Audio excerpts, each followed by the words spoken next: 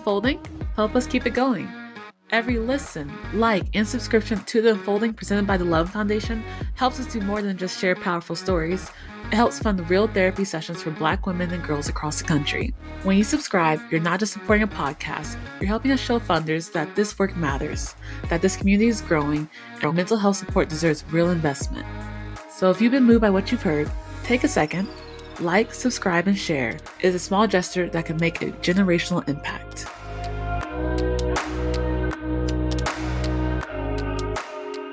Today, we're joined by the brilliant and bold Jasmin Savoy Brown, a producer, actor, musician, and storyteller who's redefining what it means to take up space with honesty, humor, and heart.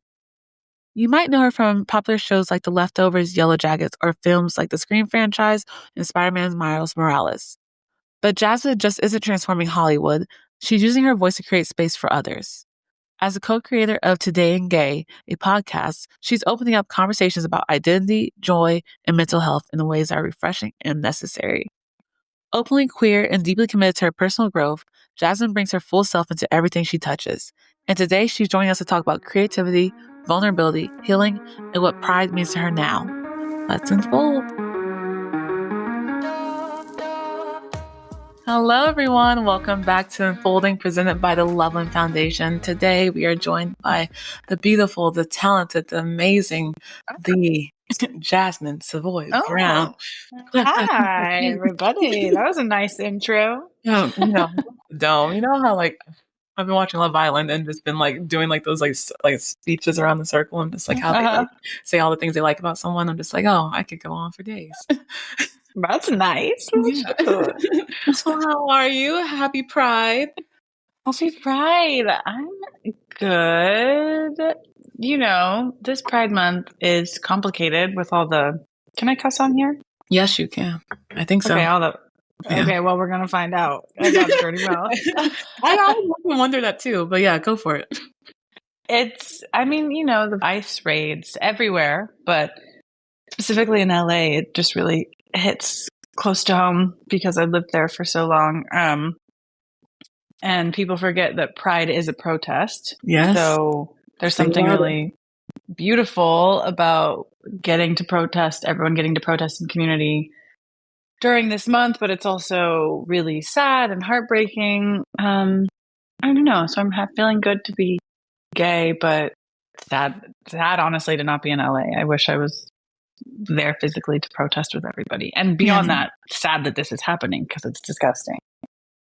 Yeah, for the record, everything that's happening in LA to our undocumented family and friends, like, we see you, we're here for you, and just, it's messed up. It's truly like, I wake up with this feeling of like, what is happening right now? And like, is this really our reality that we're still dealing with this injustice and dealing with like taking people away from their homes and from their families and just like people who are just doing life and just trying to make it good else and trying to do it the quote right way. Like, what is the right way when this land is stolen? Exactly. Exactly. But it's God. Yeah, I don't blame anyone for making any decision right now. Whatever decision you make that's best for you is the best decision to make. Yeah, you truly just gotta protect your peace, protect yourself, and just don't. It's not that hard to be a good person. It's really not. Really not. Somehow we find ourselves dealing with these challenges that should not be existing. But anyways, yes, Pride is a protest, and we are protesting with our joy. We're protesting with our support and how we choose to send love to people and show up for ourselves. But yeah, that's a great way to start. Sorry, it's kind of intense, but it's just true. I think that's the whole point of this podcast, at least from my standing, is just I wanted to be a space where you could have these honest conversations and be able to just share what's going on. Because how could we be a mental health organization if we're always just focusing on oh, this is what's good and this is all the happiness of it. And I find myself personally even dealing with that in the ways okay, my job is to make these assets and create spaces and be hey guys, we're still shining, we're still showing joy. When if I'm personally having a bad day or a string of bad days, just being I don't feel any type of hope right now. And it's it feels there's this bit of imposter syndrome or even like fraudulent behavior of just like, am I being authentic to myself by promoting like positive, good mental health vibes? But also I think I have to be sometimes thinking outside of myself. It's just like, hopefully this touches someone and makes someone feel good about their day. And like, maybe that someone is me in the future. Yeah. Oh, right. That's so true. But I think that's a really good reminder. Like, there's always going to be someone that needs to hear your truth. Yeah. And if you can show up authentically, even if it feels kind of like crap, that'll benefit somebody. Yeah. So with that, what's been your truth lately, Jasmin? How have you been? What have you been navigating? What's happening in Jasmin's world? Well, to keep it about mental health, like I was telling you the other day, I'm currently weaning off of no, that's not true. I'm not weaning anymore. I'm off of my antidepressant by choice. It's not because my insurance denied me or I ran out or anything. I just decided it's been a little over a year and a half. And when I started, oh my God, I needed it. It was an intense time. And I never really thought of that as an option. Like, I didn't realize you can have tools to get you through periods. Like, was it still I don't remember if the strike was still happening. I started October 2023, and one of my siblings passed unexpectedly a year prior. And so like I was still dealing with like mourning on top of a move, on top of the strike, on top of I'd just been like hustling for a decade. Like I fully just had the biggest burnout and like depressive episode ever. It's not funny, but sometimes you have to laugh. No, literally. It was dark times. And so I started taking Lexapro, and also for the first time ever, therapist of color. Oh, that's not true. For the first time ever, well, I had a Black therapist, and who was also queer, who was also non-binary, like that at the same time as starting a medication, at the same time of having the privilege to like take a few months and not have to worry about finances and just like rest for the first time in my life was invaluable. And in the year and a half since, with that therapist and now this new psychiatrist, I've like learned a lot of tools, and I'm out of that intense first couple of years of a mourning phase. And I thought, you know what, I want to see if I have the tools and have the ability to like live without this now. And so how long has it been? Like, I think I've been not taking it at all for like 3 weeks. Before that, I was weaning down and then taking like a day on, a day off. And I think I'm finally out of like the intense part of the transition, because it's hard. I was super dizzy. I didn't know it was so physical. I was really dizzy. I had really bad depth perception, and then was so moody. I almost got in so many verbal fights with strangers. I think I get it at this point. Oh my God, people already piss me off. But then add to that coming off of an antidepressant. The amount of voice memos I sent my best friend, I was like, this bitch. And she was like, girl, I'm getting worried. You need to like stop talking to people. Maybe just stay inside for a second. No, literally. I'm out of that now. And so, yeah, now I'm feeling like I'm still in a transition, but it's less intense. I'm past like being so mad, and I'm more just like bursting into tears a lot, but that's okay. That's okay. Yeah. It's all part of the steps of like getting a new neural pathways system. Yeah, your brain's really like rewiring and trying to figure something out, like learning yourself. I think that's first off, thank you for sharing. And I want to just take a moment and say I'm so sorry for your loss. I had no idea. And like, thank you. Yeah. A sibling, I can't imagine, but that just seems heartache. But also you speaking about like everything that was also going on. Like it seemed like it was just like one thing after another. And like, well, you know what? It was my Saturn return. That's what I realize now. Oh my God. Because that explains I'm it. not even kidding. 28? it was like 9? I'm 31 now, so that was all of this period of life was between like 28 and 30. Yeah. And Yep, I yep. was like, it was literally like bam, bam, bam, bam. Another one. Like, no, literally, like the amount of it would take an hour for me to just go through the scroll of just that's crazy. Saturn Return is no joke, No. man. Like everyone should be prescribed Lexapro for that 2 years No, of like their send me life. 28, 29, just give me something, Oh please. my God. It's I'm deep in it right now, so I think that's what I've been feeling. But I'm so yeah. sorry. You will get through it. Here's the thing. It feels like it'll never end. It will. It It will no, will. it's a It season. will. I've been telling all my friends right now it's just a rainy season, and it's okay. Oh yeah. And you Yeah. know what? We love rain. We love some water, Hmm. some We hydration. do. Almost After the rain, beautiful flowers, beautiful red trees. blooms, rainbows, all that good Yes. stuff. But in this moment, like Mudslides. grief working like and Yeah. like as like I was going through like your resume and just being like, oh, Jasmine's working. Jasmine is putting in that work. Like, and like just Yeah. what it's and like the work that we see that you do on screen, but like that's only just like probably just a fraction of it of all the work that goes behind the scenes, and then Yeah. also fully funding the Today and Gay podcast. Shout out to you, by the way, that's amazing. And also Thank just like you. being in a space where like you're a Black woman too, you know, like you're a Black queer woman. Like I, Hmm.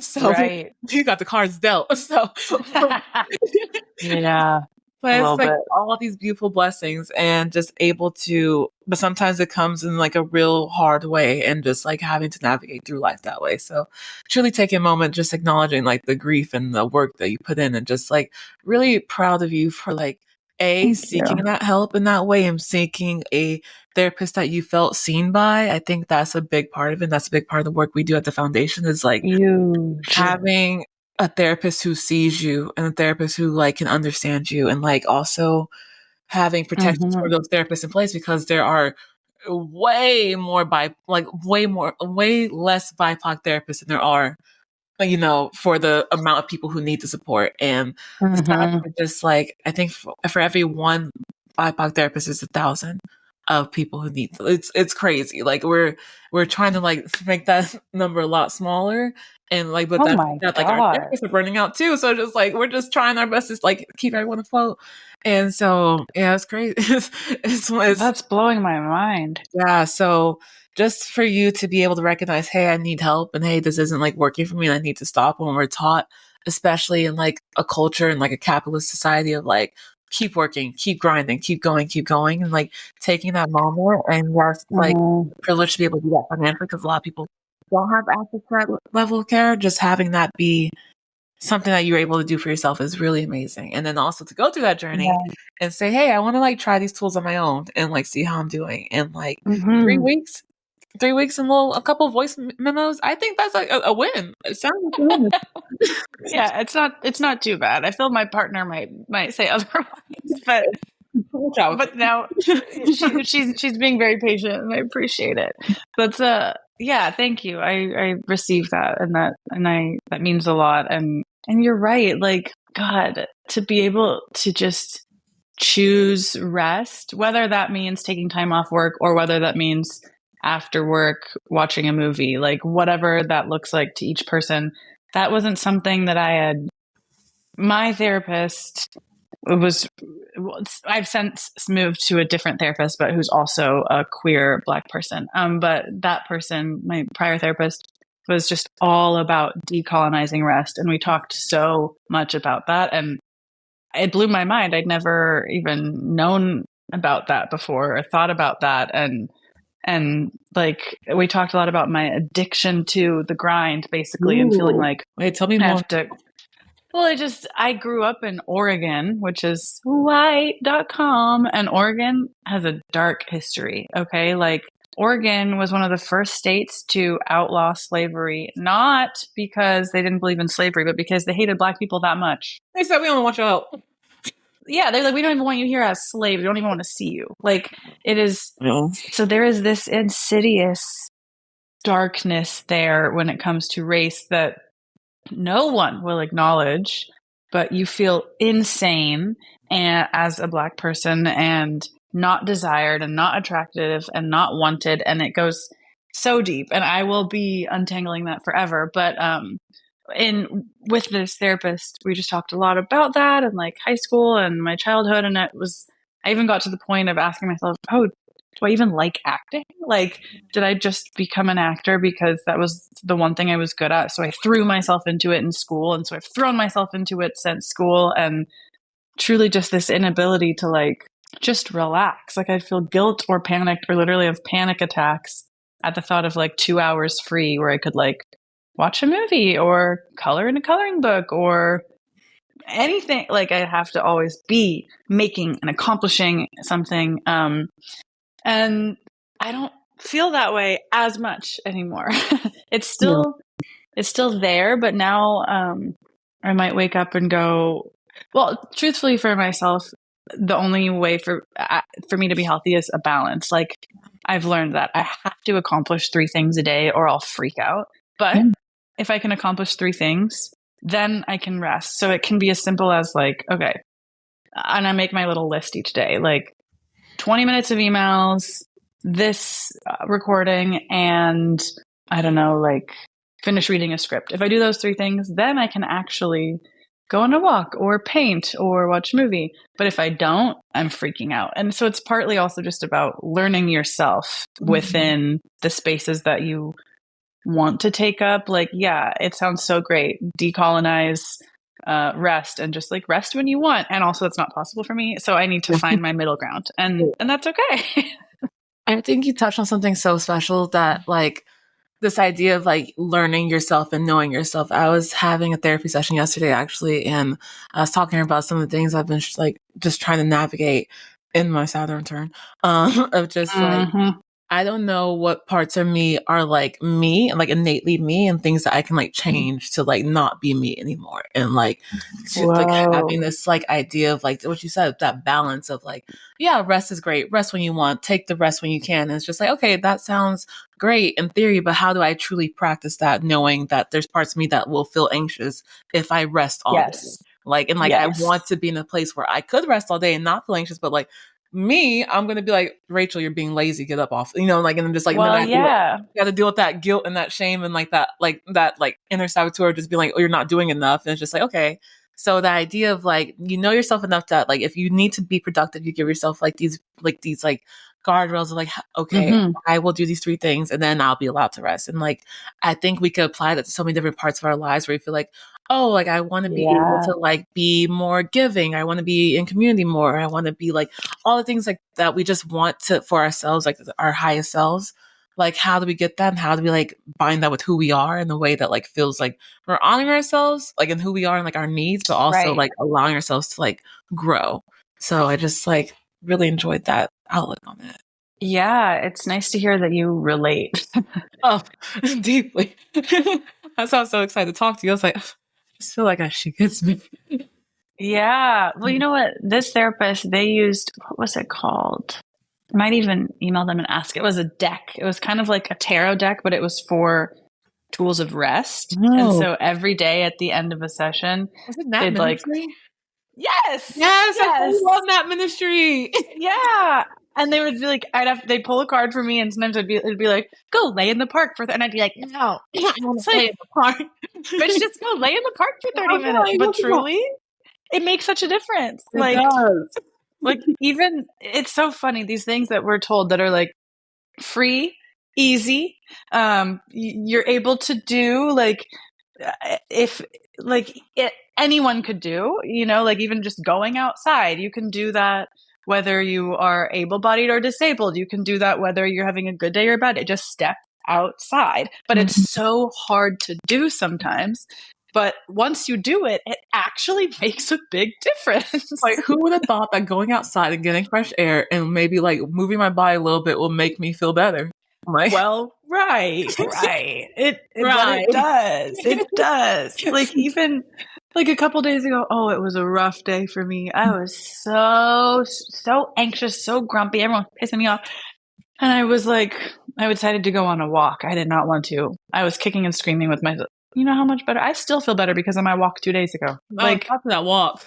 Girl, just shut up and go on a walk every day. Like, shut up. I'm gonna make that. Shut up and go for a walk. Like, just No, literally. title the podcast. Shut up and go for a walk. No, like you would go spend like after school, go to my grandparents' house in Oakland, and my grandpa would always be outside on the porch, just like foot on the porch and just like sitting outside. And I'll just be like, why is grandpa just always outside doing nothing? Maybe smoking a cigarette. But just like outside vibing. We'd just be inside playing, watching TV or whatever. And it wasn't until like I was living on my own, I like was just outside like on my patio. And I was just like sitting outside looking at clouds and just like, this is so nice. And I get it, grandpa. I'm so sorry I doubted your ways. But like just to be outside.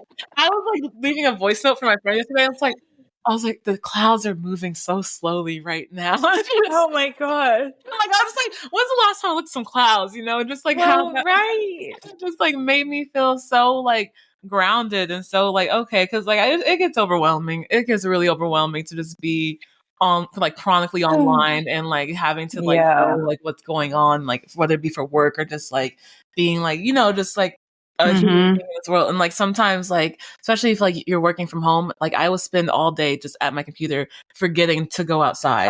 And like, it's easy. It goes so by fast. I'm like, oh wait, what, it's already 6:00, my bad. Like, you know, so just taking that time to just like be outside and like truly just like not do anything but just be, you know, and just like have that moment of being. So yeah, I think that's such a beautiful thing.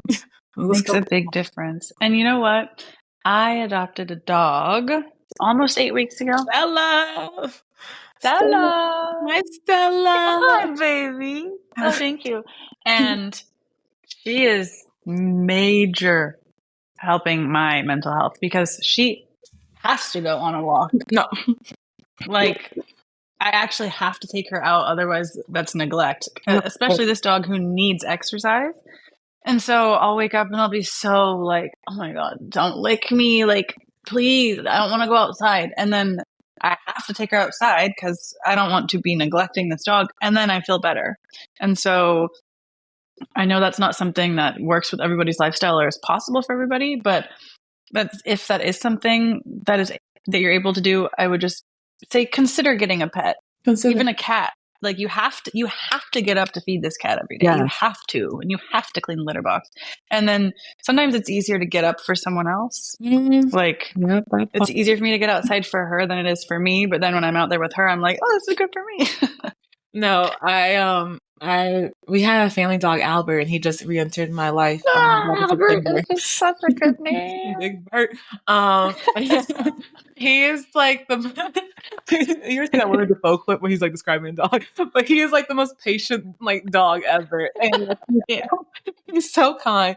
And I hate waking up. Grateful to do it, thank you. But I just like the act of like getting out of bed is so hard for me. And like he just sits and like just like slowly like stomps his paw. Doesn't whine, doesn't bark, but just like, hey girl, we gotta go. And I think he's so sweet. He's a gentle spirit. But it's really just this idea of, like you said, like having something to take care of. Because I have plants, and I was really taking care of my plants until I couldn't do it anymore. And until you weren't, right? Until I wasn't, and all my plants are dead. And I look at them every day, saying, "I'm gonna revive you one day, and I'm gonna get you back. Once I'm good, I got you. Don't worry." But like, right. But with Albert, like I feel like in like having a dog and like having like this idea of like I know people like love to like throw out emotional support animal, but like it really does get you like emotionally supported. Like, oh my God, yeah, like it's truly like, oh, like I wouldn't have gone outside if it wasn't for him, and that's insane to me. Like, and it's just, I know, and I just like. I am grateful that we like have pets to be able to like get us in that space of like, okay, like let me just get out of my head. Like I cook Albert's meals and like I make his because he's an older dog and like, you know, soft teeth, whatever. So like I'm like making his food, like meal prepping every Sunday. And I'm just like, man, I need to start making myself more vegetables too. Like like anti-inflammatory stuff for dogs. Like I need to do that for myself. It's so funny. It's so real. I was like, he eating better than me. Like I'm just like, oh my God. Like practice that and like apply it to my life. But yeah, like I think it's just this journey of like healing and like growing. And I also just like, you said you're 31. I'm 29 and I turned 30 in like, what is it? 2 months or so. And I am so excited. I can't wait. Like I'm excited for you. I can't wait. The 20s have been I wouldn't go back. But like honestly, I just feel like the 20s have been like so trying and so hard. Now, who's to say what's gonna happen in 30s and 40s? But I just have this idea that like as I get to know myself more, as I get to learn how to take care of myself in a better way, as I get to foster these relationships and see my friendships grow and like the people in my community just grow and like live their lives and like support them and stuff. Like I just like I'm like, how could it not get better? You know, like how could it not? Yeah. Fingers crossed. But how could it not? And I just am like excited for like what this next chapter looks like. But I've also been asking my friends, like, how are you guys adulting? Like, how are you guys taking care of yourselves? Like, truly, like, what are the hacks? Because, like, No, but I feel like our parents, I don't feel like they felt like this. I don't think they did. I don't get it because I still feel very young and confused. The way that anytime I travel a lot, and when I'm alone in a hotel, I'm like, what am I supposed to eat? How am I supposed to keep this place clean? Like, I don't, how could I have a kid right now? I don't know. You open a whole new window. I don't know. My sister just had a kid. I'm just like, bless your heart. Like, he's amazing. But I was like, I don't know. How do you take care of how do I even feed myself? Well, yeah. So I don't have an answer for you. I don't know how to adult. But I don't know. You have an answer because, like, the walks, honestly, and like the way that, like what's I guess. I don't do that to the walks. Don't do that to the walks. The walks have been coming through for you. No, the way that truly, it's so funny because I live with my partner, but whenever we're saying hello, goodbye multiple times a month. And every time, the first 2 or 3 days I'm alone, I turn into a child. I'm turned into a little iPad kid and I play my little iPad games until 2 a.m. I forget to eat. I'm drinking soda. There's nothing wrong with that. I'm just saying I shouldn't be drinking soda at 11 p.m. It keeps me up. Like I immediately forget how to, I don't know. So maybe that's the answer right there. Maybe it is about community. Like I think we take care of ourselves better and everything is better in community, whether that is living with your significant other or living near a friend that you see often.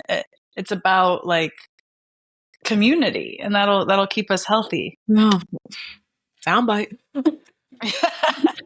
No, I think that's honestly the realest like thing I've heard in a minute. Just because in this space where I'm at in my life, I grew up like I lived with my family, and then I went to college, and I had roommates who were like who became like my best friends, and then I lived with my friends, and then I moved back in with my family. I spent COVID with my family, and like COVID was like it was so many things, but for me, it was like probably one of the best times of my life. Just being like, girl, same. It was great. It was great. I lived with one of my best friends. I went on hikes every day. I was cooking meals. I was like top chefing it up in there. I was like, hey guys, oh yeah, dinner today. I would do like we have family meals. We would watch movies every night. We would just like I love my family down, and I'm so grateful to be able to say that. And like it's like such a beautiful community in it. And then I had this feeling. I was like, okay, Rachel, you're turning like 27. Like it's time to move out. And like I was like, let me live on my own. You see like what it's like to like live on my own and be independent. And I'm grateful I did that because like you learn so much by living on your own and how to take care of yourself and like how to like make sure you're putting yourself first. But now that I've been doing it for like the past 3 years, I'm in this place where like I just miss living with people. Like I miss living with like my built-in community, my built-in family, and like having that like cohabitation like happen. And like it was like I had to like live on my own to understand that. And like I love my alone time now. I'm grateful for it, but I'm also like, oh, now I'm choosing that I want to have people in my space. Not anybody, not just anybody, because I do love my space, but like having people who like you said, like who I can take care of, but who can also take care of me and fill my cup. And also just like, this world was not meant to be done alone. Like whether it's like romantically, platonically, like familiar, like there's too much isolation. Like we're in literally a loneliness epidemic right now where people just don't know how to connect anymore. People don't know how to like build community and foster community and like cultivate that. And like it's really like a missing link in so many people's like mental health. Like we see it like with our like as our therapists like give us reports like oh like we're noticing like we could offer more resources for like community building and like as on like social media, people are like, hey, like is there ways we could get together? Like last month we did like a camp Loveland for our therapists and our healers where we had like all of our come to camp in Pennsylvania and just like be kids and Oh, like frolic in the grass and just oh, play in the water and good. just like be with like other BIPOC therapists and healers and just be like, you don't have to take care of anybody but yourself, but just have fun with everyone around you. Oh, makes me want to cry. It was so beautiful. It was so beautiful to see people just like let loose and like have fun and just like take, you could see like this weight being lifted and like it was in that moment, I Yeah. was like, oh, like I feel like this is like a life purpose type thing. Like I was like, oh, I'm meant to be in community. I'm meant to be like fostering community. Like I think, and having that realization was Yes. so like powerful for me. And like, I'm just trying to That's a spread the, huge one. yeah. So building community, that is how you adult. I think so. Yeah. And like, yeah, to your point, it can be, you do have to be selective. You don't want just anyone in your community. And I feel like that is definitely a lesson learned in Mhm. the Saturn Return. It's not, not everybody is a friend. Yeah, Not I realize I throw that word out so loosely, like, oh, that's my friend, right? And it's like, let's see, like, what it takes to be a friend, what it takes to be in community. right. That is a Yeah. friend, that is an acquaintance, that is someone who I went to school with, that's something like, but who is like a Right. friend, like truly. But Yeah. how is your community? Like, how have you been like creating community for yourself? And like, I know you have like a network of like, I feel like you live in many worlds. Like I feel like you live in like the Yes. Hollywood world. I feel like you live in like your personal world. I feel like you live in just like podcasting world. So like how does those worlds kind of like interact or interweave and like how you create community to like make sure that like while these worlds may be different that you stay consistently like Jasmin? Yeah, I appreciate that question. It's, I'll go backwards. So, like, making sure that I stay me, that part isn't hard. And I'm really lucky because I have a couple friends that have been friends, like, truly since day one. Like, my best friend, Jess, from back home, from Oregon, we've known each other since high school. She's a tattoo artist. Mm. I wish that I could shout out her, like, I don't know the place that she works at right now, but she's at Jessica Nagy Tattoos. She's done some of my tattoos. Anyway, she will always be real with me, has known me from day one. Like, we talk almost every day, and I can, no matter where I am in the world, I feel connected to her and we're connected. And that's important to me. And then same with Danica. She's more like a sister. We met in kindergarten. Wow. I'm really proud of her. She recently just moved to York, England, and she's studying to become what does she want to become? A book publisher. So we're all just in very different worlds, but like they know me almost better than I know myself and would tell me like, you're acting different or whatever, they're always going to keep me and keep me humble. And so that's how I stay myself. But staying in community, that part is difficult because I move around so much, like physically, I mean. But also, yeah, these different spaces I navigate, it can be easy for me to feel lonely and like jealous of people that don't move around a lot and are in one place and see the same people every week. And it's funny though, because if that was my life, I would be bored and sad. Like I need to be in motion, but then being in constant motion makes me feel lonely. So that is something that I'm like really looking at right now. Yeah. Because it's an interesting conundrum I've found myself in. So I don't know. I'm in the process of figuring that out. Like there's thankfully, we have technology to where we can do this. You can video chat with people, but it's not the same as being in a room, sharing a meal. Yeah.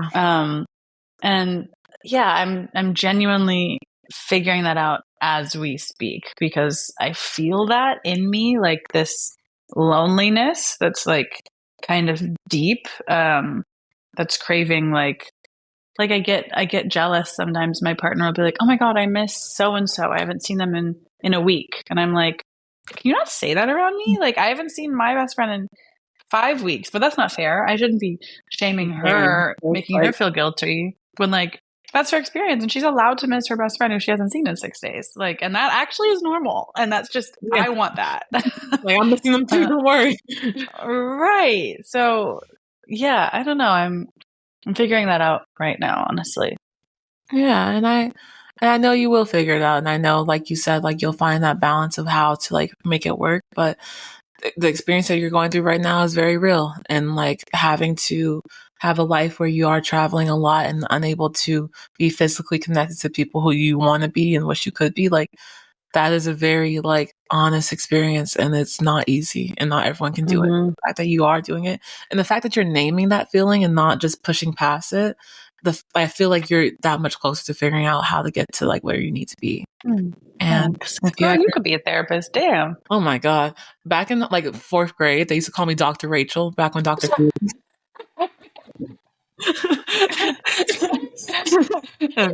grade. Right. So this has been. Oh, Jesus. So I think I've intentionally chosen to not be a therapist for that reason, but somehow life just finds you where you're at. And like, I'm just like, I will be working mental health and blessed to do it. But also just like, I navigate through that and I figure like, okay, I'll learn. I'm learning my journey. I'm learning my path. But like, yeah, I'm excited for you. I feel thanks. Like I see you and like I just like feel this like big like light around you, you know? And I had the honor of like meeting you first in person and like, you know, there's people who just like make your heart feel like seen and like feel like safe and like it's just like, yeah, I feel that with you. I think anything you want will be yours, honestly, truly. So thank you. I need to get my ass to Oakland, see my niece, see my nephew, and my other niece, and my other nephew, and my other niece, and see you. I'm jealous. I love nieces and nephews. I bring my nephew. We all have. He's only one though, so I don't know how much. Yes, he's very cute. He's the cutest. I love him so much.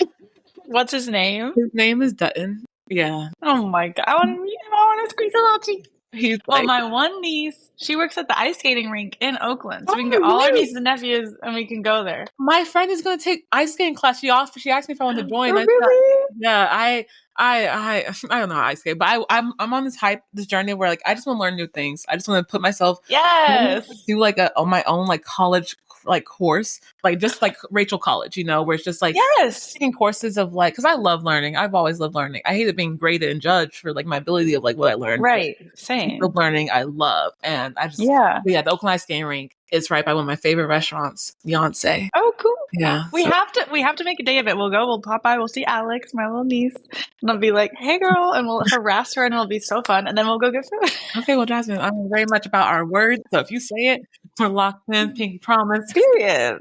Okay, well, let me know when you're in town. I will. Okay, back to community. Yes. I want to learn more about Today in Gay. I think that's the coolest thing that you fully funded a podcast and co-created something from your own brain. Thank you. Like, what? That's amazing. Thank you. I'm very proud of it. I'm very proud of today's episode, and I was just like, wow, everyone is so funny and so smart. And so literally how to be so witty every single day, like with new materials and new content. Could not be me. Like I truly sometimes they're like, "Hey Jazz, will you come like co-host this episode with us?" And I'm like, "No, I'm a fan. Like I'm a fan of the show. I want to listen. It stresses me out to be on the mic. Y'all do you. Vico and Nay are so good. So truly, how it started when. Oh my God, yeah, that's right. So it was two things coexisting. One, I used to wake up every morning and I would listen to Up First from NPR and I would listen to the headlines from the New York Times. And I love podcasts and I love a quick way to get my news. But that shit's always so depressing. They're never telling you good stories. And also, anytime they did talk about gay or trans stuff, it was tragic and sad. Trauma. And absolute trauma. It's not like I'd get off feeling like good. Even if they're talking about Black people, like, and it just all is bad. So in my mind was brewing, I want to create a show I'd like to listen to, like by and for my community. And then around the same time, I helped produce an episode of a docuseries called Queer for Fear. And I went on set to do my interview and Nay was there. And first of all, I immediately had a crush on her. And second of all, she knows this. By the way, it's impossible to meet Nay and not immediately have a crush on her. That's like one of the most beautiful, charming, funniest people on the planet. So I was like, A, how do I keep flirting with her? B, she's very smart and I want to elevate her voice I'm gonna come. I think on that day I was like, I'm gonna make something for you. Like, give me time. Wow. I will make something for Hey, you. And Jasmine she's signed it like, all. but truly, Oh my God. like, I'm learning right now. I'm a producer. Yes, I'm an actor. I love acting, but I'm a producer and I love to find talented, smart people and make things for them. And I hope that as my star grows, my ability to uplift other voices will grow because Yeah. I have so many people in the back of my head that should have a massive platform that are like important and smart and funny and people should be listening to them. They just need the push. So anyway, Nay is obviously one of those people. So those two things happen around the same time. And then I was like, let me pitch her this show. And she liked it. And then started a 3-year journey of us developing this, pitching it. We pitched it everywhere you can think of. Name a place, Spotify, iHeart, Shondaland,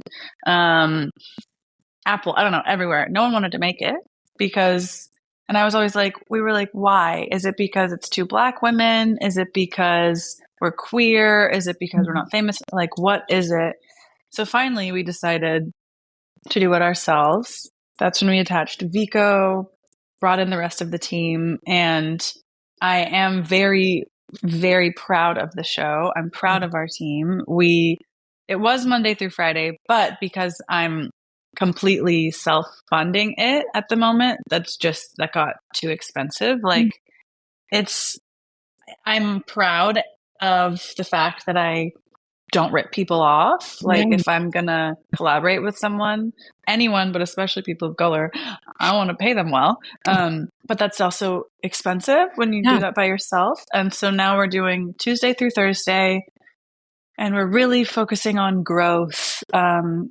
It's interesting being on this side of things. Like I've gone through this creation process very optimistic and you could say naive, thinking we would exponentially grow really fast because we should be. It's an incredible show. We give good news every day.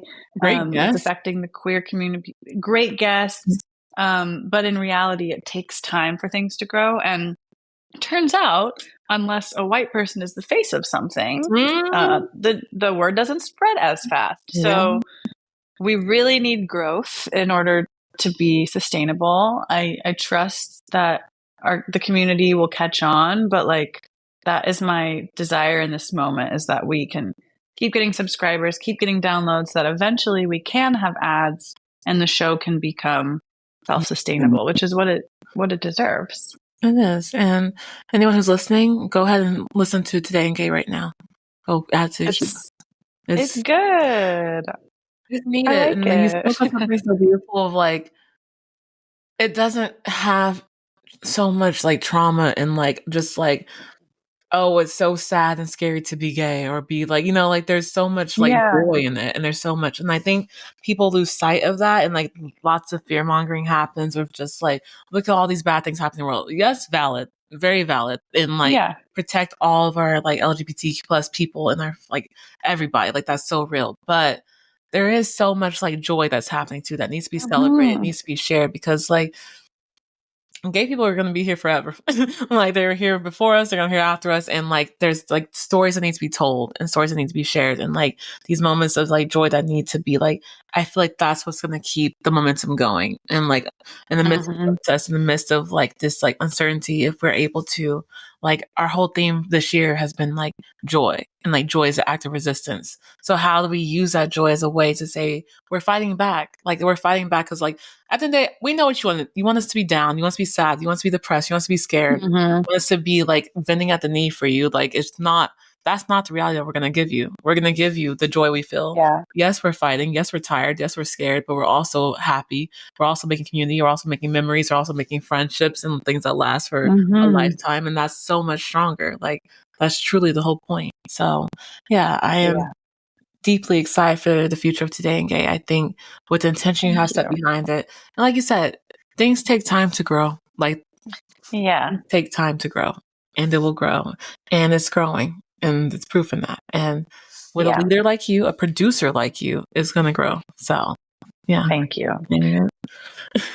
But okay. How's joy been an act of resistance for you? Like, how have you been practicing joy? Oh, I've been practicing joy.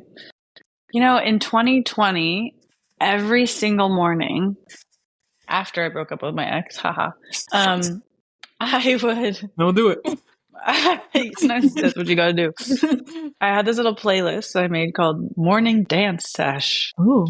And I would put it on and I would dance around the house and then I would go on a walk every morning. And I forgot about that until really recently. Like, that's part of why I was so happy at that time, is because I moved my body and I listened to music. And so that's just what I'm starting to reincorporate now. Like, I wake up and right away I put on my morning dance playlist and I just like dance around the house as I feed the dog and I get ready. And it's just little things. It's little moments of what would feel good right now. Like, I have 10 free minutes. What would feel good?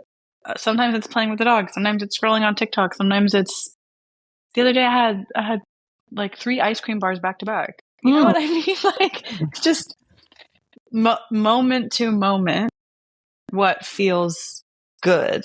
And that's what I'm that's how I'm cultivating joy right now. Cause I can get really like big and wide and thinking too much about the future. Like, okay, like the ice cream bars, for example, like, you know, I could have been like, this will hurt my stomach tomorrow. True. But in that, that moment, that was what was going to make me happy. And sometimes it is that simple as just live in the present. And that's what I'm trying to do right now, because things are crazy. Things are crazy. Okay. Yeah, that's how I'm cultivating joy. Ice cream bars. Live in the present. That's honestly what vibe I'm trying to be on. I feel like I get so hyper focused on either like worrying about like what's the next step or like what's happening with me in like the next week from now, a month from now. I'm like, oh, how am I gonna like make sure that like I'm in a good position, or like regretting things I've done in the past. I'm just like, where, let's just be right here. So I think like being in the present, great tip, great advice. But thank you, Jasmine. I really feel like I could talk to you all day. No, same. And I plan on doing that again. Yes, in person. We are definitely gonna do this again. But wanted to wrap up and just say thank you. Like, truly, I think I've already given you so many flowers, but I will give you some more. I think you really are such a light, and I can't wait to see all the things you do. And I want people to support you, and I want people to know your name and know how to add to your joy and like be in your community. So how can people find you? How can people support you? Let them know. Give them. I appreciate that. Well, Today in Gay is on Substack at Today in Gay, and also on Instagram at Today in Gay Pod. You can check me out on Instagram at Jasmin Savoy. And also, I've got music coming out this summer, a bunch of music videos that'll be dropping on YouTube and on Spotify. Also, my name on Spotify is Jasmin Savoy. Jasmin Savoy. Well, thank you so much. And I hope everyone who's listening has a beautiful day and finds a way to be present and go for a walk and get some joy. Thank you all for joining us for a very special episode of The Unfolding, presented by the Loveland Foundation. At the Loveland Foundation, we are committed to showing up for communities of color in unique and powerful ways, with a particular focus on Black women and girls. Our resources and initiatives are collaborative, and they prioritize opportunity, access, validation, and healing. Since our founding, the Therapy Fund has provided financial support for therapy to over 13,000 Black women, girls, and non-binary individuals across the country. This year, our goal is to provide free therapy to at least 6,000 more. If you'd like to join us and invest in generational change, visit our website at thelovelandfoundation.org for ways to give. To stay updated on new episodes and any future programming, follow us on Instagram and Meta, or check out our website at thelovelandfoundation.org.